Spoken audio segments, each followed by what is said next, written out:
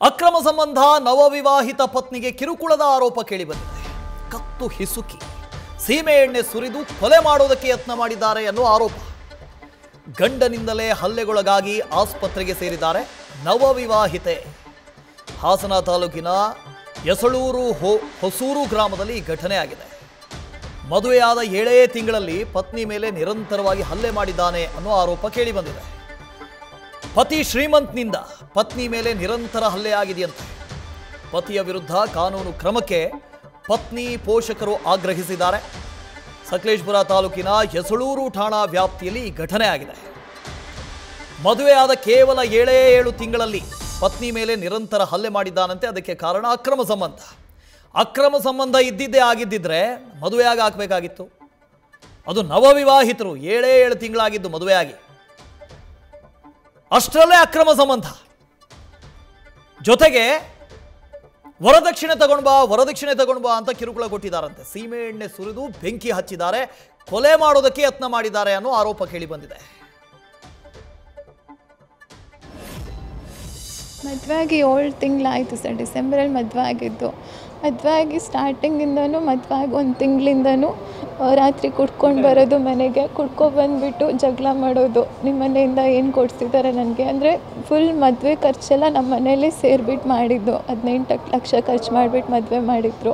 ಇವರು ಡೈಲಿ ಮದುವೆಗೆ 1 ತಿಂಗಳಿಗೇ ಡೈಲಿ ರಾತ್ರಿ ಕುಡ್ಕೊಬಂದ್ಬಿಟ್ಟು ಮನೆಗೆ ಬಂದುಬಿಟ್ಟು ರಾತ್ರಿ 12-1 ಗಂಟೆಗೆ ಮನೆಗೆ ಬರೋರು. ಬಂದುಬಿಟ್ಟು ಜಗಳ ಮಾಡೋದು, ನಿಮ್ಮ ಮನೆಯಿಂದ ಕಾರ್ ತೆಗೆಸ್ಕೊಬಾ ಅಂತ ಹೇಳೋದು. ಆಮೇಲೆ ನಾನು ಎಲ್ಲಾದರೂ ಹೋಗ್ಬೇಕಂದ್ರೆ ಸ್ಕೂಟಿ ಎಲ್ಲ ತೆಗೆಸ್ಕೊಬರ್ಬೇಕಂತೆ. ಅವ್ರ ಲೋನ್ ಎಲ್ಲ ಇತ್ತು, ಅದಕ್ಕೆ ಸಾಲ ಎಲ್ಲ ಇದೆ, ಕ್ಲಿಯರ್ ಮಾಡ್ಕೋಬೇಕು, ನಂಗೆ ದುಡ್ಡು ಬೇಕು ಅಂತ ಜಗಳ ಮಾಡೋದು. ಡೈಲಿ ರಾತ್ರಿ 12-1 ಗಂಟೆಗೆ ಮನೆಗೆ ಬರೋರು. ಬಂದ್ರೂ ಮನೆ ಒಳಗೆ ಬರ್ತಾ ಇರಲಿಲ್ಲ. ಬಂದುಬಿಟ್ಟು ಹೊರಗಡೆ ಕಾರಲ್ಲಿ ಕೂತ್ಕೊಂಡು ಫೋನಲ್ಲಿ ಮಾತಾಡೋದು. ಅಂದರೆ ಅವ್ರ ಊರಲ್ಲಿ ಒಬ್ಳಿದ್ದಾಳೆ, ಅವಳ ಕಾಂಟ್ಯಾಕ್ಟ್ ಇದೆ ಅವ್ರ ಜೊತೆ ಕೆಟ್ಟದಾಗಿ ಫೋನಲ್ಲಿ ಮಾತಾಡ್ತಾ ಕೂತ್ಕೊಳ್ಳೋದು. ನಾನೇನಾದರೂ ಕೇಳೋಕ್ಕೆ ಹೋದರೆ ನೀನು ಅಡುಗೆ ಮಾಡ್ಕೊಂಡು ಬಿದ್ದಿರಬೇಕು, ನಿನ್ಗೆ ಇದೆಲ್ಲ ಏನಕ್ಕೆ ಅಂತ ಹೇಳ್ಬಿಟ್ಟು ಕೆಟ್ಟದಾಗಿ ಬೈದ್ಬಿಟ್ಟು ಹೊಡೆಯೋದು. ನಮ್ಮ ಮನೆಗೆ ಹೋಗ್ಬೇಕಂದ್ರೂ ನಮ್ಮ ಅಪ್ಪ ಅಮ್ಮನೇ ಬಂದು ಕರ್ಕೊಂಡ್ಬರ್ಬೇಕು. ಒಂದು ಫಂಕ್ಷನ್ ಇರಲಿ ಎಲ್ಲಿಗೂ ಕರ್ಕೊಂಡು ಹೋಗ್ತಾ ಇರಲಿಲ್ಲ. ಮನೆಯೊಳಗೆ ಕೂಡಾಕ್ಬಿಟ್ಟು ಹೋಗೋರು ಗಂಡ. ಆಮೇಲೆ ಇದೆಲ್ಲ ನೋಡ್ಬಿಟ್ಟು ನಮ್ಮ ಮನೇಲಿ ಅಪ್ಪ ಅಮ್ಮ ಎಲ್ಲ 3 ಸಲ ಮನೆಗೆ ಕರ್ಕೊಂಡು ಬಂದು ತೀರ್ಮಾನ ಮಾಡಿದರು ಮತ್ತು ಕಳಿಸಲ್ಲ ಅಂತೇಳ್ಬಿಟ್ಟು. ಆಮೇಲೆ ಮತ್ತು ಅವ್ರ ಅಕ್ಕ ಬಾವ ಅವರು ಎಲ್ಲ ಬಂದು ಇಲ್ಲ ಇನ್ನೊಂದು ಸಲ ಚೆನ್ನಾಗಿ ನೋಡ್ಕೋತಾರೆ, ಈ ಥರ ಆಗಲ್ಲ ಅಂತೇಳಿ ಮತ್ತು ತೀರ್ಮಾನ ಮಾಡಿ ಕರ್ಕೊಂಡು ಹೋದಾಗಲೂ ಅವ್ರ ತಮ್ಮಂಗೇನೆ ಸಪೋರ್ಟ್ ಮಾಡೋರು. ಇಲ್ಲ ಏನಾದರೂ ನೀನೇ ಸ್ವಲ್ಪ ಅಡ್ಜಸ್ಟ್ ಮಾಡ್ಕೊಂಡು ಹೋಗಬೇಕು, ಈ ಥರ ಇನ್ನೊಂದು ಸಲ ಆಗ್ದಂಗೆ ಮನೆಯವ್ರಿಗೆಲ್ಲದನ್ನು ಹೇಳಬಾರ್ದು ಅಂತೇಳ್ಬಿಟ್ಟು. ಮೊನ್ನೆ ಸರ್ ಅದೇ ಆಕ್ಸಿಡೆಂಟ್ ಆಯಿತು. ಆಕ್ಸಿಡೆಂಟ್ ಆದ ಟೈಮಲ್ಲೂ ನಾನೇ ನೋಡ್ಕೊಂಡು ಇದು ಮಾಡಿದ್ದೆ. ಆವಾಗಲೂ ನನ್ನ ಮುಂದೆನೇ ಅವಳ ಜೊತೆ ಕೆಟ್ಟದಾಗಿ ಫೋನಲ್ಲಿ ಮಾತಾಡೋದು, ಬೈಯೋದು, ಅದನ್ನೇ ಇದು ಮಾಡೋರು. ಆಮೇಲೆ ಆಷಾಢಕ್ಕೆ ಅಂತ ಮನೆಗೆ ಹೋಗಿದ್ದೆ 1 ತಿಂಗಳು. ಮನೆಗೆ ಹೋಗ್ಬಿಟ್ಟು ಮತ್ತೆ ರಿಟರ್ನ್ ಹೋದೆ ಅಲ್ಲಿಗೆ. ಸೋಮವಾರ ಹೋಗಿದ್ದು. ಸೋಮವಾರನೂ ಮತ್ತೆ ಅದೇ ಗಲಾಟೆ ಸ್ಟಾರ್ಟ್ ಮಾಡಿದ್ರು. ಜಗಳ ಮಾಡಿ ರಾತ್ರಿ 12 ಗಂಟೆಗೆ ಫುಲ್ ಡ್ರಿಂಕ್ಸ್ ಮಾಡ್ಕೊಬಂದು ಜಗಳ ಮಾಡಿದ್ರು. ಆಮೇಲೆ ಮೊನ್ನೆ ಬುಧವಾರ ನೈಟು ರಾತ್ರಿ 8 ಗಂಟೆಗೆ ನಮ್ಮ ಮನೆಯವ್ರ ಬಗ್ಗೆ ಕೆಟ್ಟದಾಗಿ ಮಾತಾಡೋದು. ಮತ್ತು ನೀನೇನು ತೆಗ್ಸ್ಕೊಬಂದಿದ್ದೀಯ, ನಂಗೆ ಕಾರ್ ಬೇಕು, ನೀನೆಲ್ಲಾದರೂ ಹೋಗ್ಬೇಕಂದ್ರೆ ಸ್ಕೂಟಿ ಬೇಕು, ಸ್ಕೂಟಿ ತೆಗ್ಸ್ಕೊಬಾ ಅಂತ ಹೇಳ್ಬಿಟ್ಟು ಕೆಟ್ಟದಾಗಿ ಮಾತಾಡೋದು. ಕತ್ತೆಲ್ಲ ಹಿಚ್ಬಿಟ್ಟು ಕೆನ್ನೆಗೆಲ್ಲ ಹೊಡೆದು ಫುಲ್ ಗಲಾಟೆ ಮಾಡಿದ್ರು. ಅವಾಗ ನಮ್ಮ ಅಪ್ಪ ಅಮ್ಮಂಗೆ ಫೋನ್ ಮಾಡಿ ಹೇಳಿದೆ ಈ ಥರ ಮಾಡ್ತಿದ್ದಾರೆ ಅಂತ. ಅಷ್ಟೊತ್ತಿಗೆ ಮತ್ತೆ ಫುಲ್ಲು ಅಲ್ಲಿ ಟ್ಯಾಬ್ಲೆಟ್ ಇತ್ತು, ಪ್ಯಾರಾಸಿಟಮಲ್ ಟ್ಯಾಬ್ಲೆಟು, ಅದು ಫುಲ್ ತಂದುಬಿಟ್ಟು ಹಿಂಗೆ ಗಂಟ್ಲೆಲ್ಲ ಹಿಚ್ಚಿಟ್ಬಿಟ್ಟು ಫುಲ್ಲು ಕೆನ್ನೆಗೆಲ್ಲ ಹೊಡೆದು ಫುಲ್ ಬಾಟಲೆಲ್ಲ ತಂದು ನೀರು ಕುಡಿಸ್ಬಿಟ್ಟು ನುಗ್ಗಿಸ್ಬಿಟ್ಟು ನಂಗೆ ಉಗಿಯೋಕ್ಕೂ ಬಿಡಲಿಲ್ಲ. ಎದ್ದು ಹೊರಗಡೆ ಹೋಗೋಣ ಅಂತ ನೋಡಿದೆ, ಹೋಗೋಕ್ಕೂ ಆಚೆಗೆ ಬಿಡಲಿಲ್ಲ. ಆಮೇಲೆ ಅವರು ಮತ್ತು ಅಪ್ಪ ಇಬ್ಬರು ಸೇರ್ಕೊಂಡು ಫುಲ್ ಮೈ ಮೇಲೆಲ್ಲ ಸೀಮೆಣ್ಣೆ ಹಚ್ಬಿಟ್ಟು ಬೆಂಕಿ ಕೊಡೋಕ್ಕೆ ಬಂದರು. ಅಷ್ಟೊತ್ತಿಗೆ ಅಪ್ಪ ಅಮ್ಮ ಎಲ್ಲ ಬಂದುಬಿಟ್ಟು ಕರ್ಕೊಂಡೋಗಿ ಆಂಬುಲೆನ್ಸಲ್ಲಿ ಕರ್ಕೊಂಡೋಗಿ ಅಡ್ಮಿಟ್ ಮಾಡಿದ್ರು. ಮದುವೆಯಾಗಿ ಸ್ಟಾರ್ಟಿಂಗ್ 1 ತಿಂಗಳಿಂದನೇ ಅವನು ತುಂಬ ಟಾರ್ಚರ್ ಕೊಡ್ತಾ ಇದ್ದ.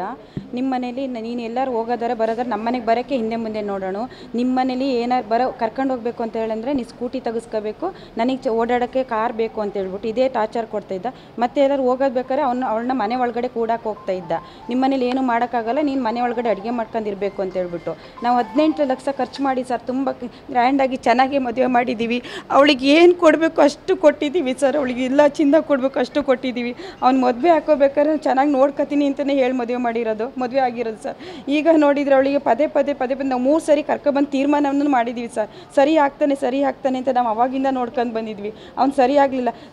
ಆಷಾಢಕ್ಕೆ ಅಂತ ಕರ್ಕೊಬಂದ್ಬಿಟ್ಟು 1 ತಿಂಗಳ ಮೇಲೆ 8 ದಿವಸ ಇಟ್ಕೊಂಡಿದ್ವಿ, ನೋಡೋಣ ಬಂದು ಕರ್ಕೊಂಡು ಹೋಗ್ತಾನೆ ಅಂತ. ಅವ್ನು ಬರಲೇ ಇಲ್ಲ ಸರ್. ಕರ್ಕೊಂಡು ಹೋಗಿ ಇವಳು ನಾನು ಹೋಗ್ತೀನಿ ಅಮ್ಮ ಮನೆಗೆ ಅಂತಬಿಟ್ಟು ಹೇಳಿದ್ಲು. ಆದ್ರೂ ನಾವು ಕಳಿಸಿದ್ವಿ, ಸೋಮವಾರ ಕಳಿಸಿದ್ದೀವಿ ಸರ್. ಬುಧವಾರ ಸಂಜೆ 7 ಗಂಟೆಯಿಂದ ಫುಲ್ ಗಲಾಟೆ ಮಾಡ್ತಾ ಇದ್ದಂತೆ. ಗಲಾಟೆ ಮಾಡ್ತಾನೆ ಇವನು ಅವಳು ನನಗೆ ಕಾಲ್ ಮಾಡಿ ಹೇಳಿದ್ಲು, ಅಮ್ಮ ಈ ಥರ ಗಲಾಟೆ ಮಾಡ್ತಾ ಇದ್ದಾನೆ ಅಂತ ಹೇಳ್ಬಿಟ್ಟು. ನಾವು ತಕ್ಷಣ ನೋಡೋಣ ಅಂತೇಳ್ಬಿಟ್ಟು ಹೊರಟು ಅಲ್ಲಿ ಹೋಗೋ ಅಷ್ಟರಲ್ಲಿ ಇವನು ಅವಳಿಗೆ ಮೆಟ್ರೆ ಎಲ್ಲ ಇಚ್ಬಿಟ್ಟು ಟ್ಯಾಬ್ಲೆಟು ಅಲ್ಲಿ ಅವಳನ್ನ ಎಲ್ಲೂ ಹಾಸ್ಪಿಟ್ಲಿಗೂ ಕರ್ಕೊಂಡು ಹೋಗ್ತಿರ್ಲಿಲ್ಲ. ಇವಳು ಯಾವಾಗಲೂ ಹುಷಾರಿಲ್ಲ ಅಂತ ಟ್ಯಾಬ್ಲೆಟ್ ತಂದು ಇಟ್ಕೊಂಡು ಇಲ್ಲಿ ಕುಡಿಯೋಣ ಅಂತಬಿಟ್ಟು ಯಾವಾಗಲೂ ಹುಷಾರಿಲ್ಲ ಅಂತ ಆ ಟ್ಯಾಬ್ಲೆಟ್ನ ತೆಗೆದುಬಿಟ್ಟು ಬಾಯಿಗೆ ಕುತ್ತಿಗೆನ ಇಸ್ಕಿ ಪೂರ್ತಿ ಟ್ಯಾಬ್ಲೆಟ್ ಹಾಕಿಬಿಟ್ಟು ಕುತ್ತಿಗೆ ಮೆಟ್ರೆ ಇಚ್ಬಿಟ್ಟು ಅವಳಿಗೆ ಚಾಕುಯಿಂದ ಕೈಗೆಲ್ಲ ಏಟಾಗಿದೆ ಸರ್. ಮತ್ತೆ ಫುಲ್ಲು ಸೀಮೆಣ್ಣೆ ಹಾಕಿ ಬೆಂಕಿ ಹಾಕ್ತೀನಿ. ಅವ್ರ ಅಪ್ಪ ಸೀಮೆಣ್ಣೆ ತಂದು ಕೊಟ್ಟಿದ್ದಾರೆ ಸರ್. ಅವನು ಸೀಮೆಣ್ಣೆ ಫುಲ್ ಮೈಗೆಲ್ಲ ಹುಯ್ದಿದ್ದಾನೆ ಫುಲ್ ಎಲ್ಲ ಸರ್. ನಾವು ತಕ್ಷಣ ಆಂಬುಲೆನ್ಸ್ ಹೋದ್ವಿ ಅಲ್ಲಿಗೆ ಹೊಸೂರಿಗೆ. ಹೋಗ್ಬಿಟ್ಟು ನಾವು ಆಂಬುಲೆನ್ಸ್ ಮಾಡಿ ಕರ್ಕೊಂಡು ಫಸ್ಟ್ ಏಡ್ ಮಾಡಿಸಿ ಶನಿವಾರ ಸಂತೆ ಹಾಸ್ಪಿಟ್ಲಿಗೆ ಫಸ್ಟ್ ಏಡ್ ಮಾಡಿಸಿ ಸರ್. ಹಾಸನ ಕರ್ಕೊಂಬಂದು ಅಡ್ಮಿಟ್ ಮಾಡಿದ್ವಿ ಸರ್. ಹಿಂಸಿಗೆ ಫುಲ್ ಮೈಯೆಲ್ಲ ಇದು ಸೀಮೆಣ್ಣೆ ಇದು ಸ್ಕಿನ್ ಎಲ್ಲ ಸುಟ್ಟೋಗಿದೆ ಸರ್. ನಮಗೆ ನ್ಯಾಯ ಬೇಕು ಸರ್. ಬಡವ್ರ ಮನೆ ಹುಡುಗಿ ಮದುವೆ ಆಗಿ ಈ ಥರ ಕಷ್ಟಪಟ್ಟು ನಮಗೆ ಕಷ್ಟದ ಹೋದ್ ಬಸ್ ಈ ಥರ ಮಾಡ್ತಾರೆ, ನ್ಯಾಯದೇ ಇಲ್ವಾ ಸರ್? ಅವನು ಇವಾಗ ನೋಡಿದರೆ ಅವ್ರು ನೈಟೇ ಬಾಗ್ಲಕ್ಕೆ ಬೀಗ ಹಾಕೊಂಡು ಹೋಗಿದ್ದಾನೆ. ಎಲ್ಲಿ ಹೋಗಿದ್ರೆ ಅಪ್ಪ ಮಗ ಇಲ್ಲ. ಕಿರಣ್ ಇದ್ರ ಬಗ್ಗೆ ಹೆಚ್ಚಿನ ಡೀಟೇಲ್ಸ್ ಕೊಡ್ತಾರೆ. ಫೋನೋದಲ್ಲಿ ಜಾಯ್ನ್ ಆಗ್ತಿದ್ದಾರೆ. ಕಿರಣ್, ಈ ಮದುವೆಗೂ ಮುಂಚೆನೇ ಆತನಿಗೆ ಅಕ್ರಮ ಸಂಬಂಧ ಇತ್ತಾ ಅಥವಾ ಮದುವೆ ಆದಮೇಲೆ ಶುರು ಆಗಿದ್ದ ಇದೆಲ್ಲ? ಅವನಿಗೆ ಅಕ್ರಮ ಸಂಬಂಧ ಇದ್ದಿದ್ದೇ ಆಗಿದ್ದಿದ್ರೆ ಅಲ್ಲೇ ಮದುವೆ ಆಗಬಹುದಾಗಿತ್ತಲ್ವ? ಇಲ್ಲಿ ಯಾಕೆ ಮದುವೆ ಆಗಬೇಕಾಗಿತ್ತು? ವಾಸುದೇವ್ ಅನೈತಿಕ ಸಂಬಂಧವನ್ನ ಪ್ರಶ್ನೆ ಮಾಡಿದಂತ ಪತ್ನಿಗೆ ಹಿಗ್ಗಾಮುಗ್ಗ ಥಳಿಸಿ ಕೊಲೆಗೆ ಯತ್ನ ಮಾಡಿದಂತ ಘಟನೆ ನಡೆದಿರುವಂತದ್ದು ಸಕಲೇಶಪುರ ತಾಲೂಕಿನ ಹೊಸೂರು ಗ್ರಾಮದಲ್ಲಿ. ಸುಮಾರು 7 ತಿಂಗಳ ಹಿಂದೆ ಶ್ರೀಮಂತ್ ಹಾಗೂ ಸುಷ್ಮಿತಾ ಇಬ್ಬರು ಕೂಡ ಗುರು ಹಿರಿಯರ ಸಮ್ಮುಖದಲ್ಲಿ ಅವ್ರ ನಿಶ್ಚಯದಂತೆ ಮದುವೆ ಕೂಡ ಆಗಿರುತ್ತೆ. ಆದ್ರೆ ಈ ಹಿಂದೆನೆ ಶ್ರೀಮಂತು ಬೇರೆ ಆಕೆ ಅದೇ ಗ್ರಾಮದ ಬೇರೆಯೊಂದಿಗೆ ಪರಸ್ತ್ರೀಯೊಂದಿಗೆ ಅಕ್ರಮ ಸಂಬಂಧ ಹೊಂದಿರ್ತಾನೆ. ಈ ಚಟ ಮುಂದುವರೆದಿರುತ್ತೆ. ಮದುವೆ ಆಗಿ 1 ತಿಂಗಳು ನೆಟ್ಟಿಗಿದ್ದಂತ ಈ ಪಾಪಿ ಪತಿರಾಯ ನಂತರ ಪ್ರತಿನಿತ್ಯ ಕುಡ್ಕೊಂಡ್ಬಂದು ಆ ಪತ್ನಿಗೆ ಹಿಂಸೆ ಕೊಡ್ತಾ ಇರ್ತಾನೆ. ಒಂದ್ ರೀತಿ ಟಾರ್ಚರ್ ಕೊಡ್ತಾ ಇರ್ತಾನೆ. ದೈಹಿಕವಾಗಿ ಮತ್ತು ಮಾನಸಿಕವಾಗಿ ತುಂಬಾ ಹಿಂಸೆ ಕೊಡ್ತಾ ಇರ್ತಾನೆ. ಇದನ್ನ ಪ್ರಶ್ನೆ ಮಾಡ್ತಾಳೆ, ಯಾಕೆ ಈ ರೀತಿ ಮಾಡ್ತೀಯ ಅಂತ. ಆಗ ಆತ ಆ ಪತ್ನಿಯ ಬಗ್ಗೆ ಹೇಳ್ತಾನೆ, ಅಂದ್ರೆ ನನ್ನ ಬೇರೆಯೊಂದಿಗೆ ಸಂಬಂಧ ಏನು ಅನೈತಿಕ ಸಂಬಂಧದ ಬಗ್ಗೆ ವಿಷಯ ತಿಳಿಸ್ತಾರೆ. ಕೂಡಲೇ ಆಕೆ ಏನ್ ಮಾಡ್ತಾಳೆ, ತಮ್ಮ ಸಂಬಂಧಿಕರ್ಬೋದು ಮತ್ತೆ ಮನೇಲಿದ್ದಂತ ಹಿರಿಯರು ಕೂಡ ಈ ರೀತಿ ತನ್ನ ಪತಿಯ ಅಕ್ರಮ ಸಂಬಂಧದ ಬಗ್ಗೆ ವಿಷಯನ ತಿಳಿಸ್ತಾರೆ. ರಾಜಿ ಪಂಚಾಯಿತಿ ಕೂಡ ಆಗತ್ತೆ. ಆದ್ರೆ ಇಲ್ಲಿಗೆ ಸರಿ ಹೋಗಲ್ಲ. ಅದ್ ಮುಂದುವರೆದಾಗ ಮೊನ್ನೆ ಏಕಾಏಕಿ ಮನೆಗೆ ಕುಡ್ಕೊಂಡ್ ಬರ್ತಾನೆ. ಕುಡಿದು ಬಂದು ಆಕೆಗೆ ಹಿಗ್ಗಾಮುಗ್ಗ ಥಳಿಸಿ ನಂತರ ನಿದ್ರೆ ಮಾತ್ರೆ ನುಂಗ್ಸಿ ಮತ್ತೆ ಸೀಮೆಣ್ಣೆ ಸುಟ್ಟು ಬೆಂಕಿ ಹಚ್ಚಲು ಕೂಡ ಯತ್ನ ಮಾಡ್ತಾನೆ. ಕೂಡಲೇ ಆಕೆ ಕಿಚ್ಚಾಡ್ತಾಳೆ, ಕೂಗಾಡ್ತಾಳೆ. ತಕ್ಷಣ ಅಲ್ಲಿ ಅಕ್ಕಪಕ್ಕದವ್ರು ಓಡ್ ಬರ್ತಾರೆ. ಓಡ್ ಬಂದಿದ್ಕೊಳ್ಳೆ ಇವನು ಪಾಪಿ ಪತಿರಾಯ ಕಾಲ್ ಕೀಳ್ತಾನೆ. ನಂತರ ಆಕೆಗೆ ಪ್ರಾಥಮಿಕವಾಗಿ ಸಕಲೇಶಪುರದಲ್ಲಿ ಪ್ರಾಥಮಿಕ ಚಿಕಿತ್ಸಾಲಯ ಇರುತ್ತೆ, ಸರ್ಕಾರಿ ಹಾಸ್ಪಿಟಲ್. ಅಲ್ಲಿ ಮೊದಲು ಆಕೆಗೆ ಚಿಕಿತ್ಸೆ ಕೊಡಿಸ್ತಾರೆ. ನಂತರ ಹೆಚ್ಚಿನ ಚಿಕಿತ್ಸೆಗೆ ಹಾಸನ ಜಿಲ್ಲಾಸ್ಪತ್ರೆಗೆ ಕರ್ಕೊಂಡ್ ಬಂದಿದ್ದಾರೆ. ಅಲ್ಲಿ ಕರ್ಕೊಂಡ್ಬಂದು ಏನೆಲ್ಲ ಚಿಕಿತ್ಸೆ ಕೊಡ್ತಾರೆ ಮತ್ತೆ ಪಾಪಿ ಪತಿರಾಯ ಏನೆಲ್ಲ ಹಿಂಸೆ ಕೊಟ್ಟ ಏನು ಅನ್ನೋದ್ರ ಬಗ್ಗೆ ಸಂಪೂರ್ಣವಾಗಿ ಸಕಲೇಶಪುರದ ಎಸ್ಲೂರು ಠಾಣೆಯ ಪೊಲೀಸರು ತಿಳಿಸಿದ್ದಾರೆ. ಈ ಸಂಬಂಧ ಈಗ ಪ್ರಕರಣ ಕೂಡ ದಾಖಲಾಗಿದೆ.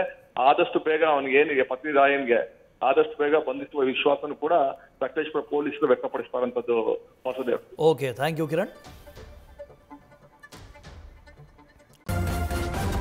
ನ್ಯೂಸ್ ಫಸ್ಟ್ ನಿರ್ಭೀತಿಯಿಂದ ನಿಮ್ಮ ಪರವಾಗಿ.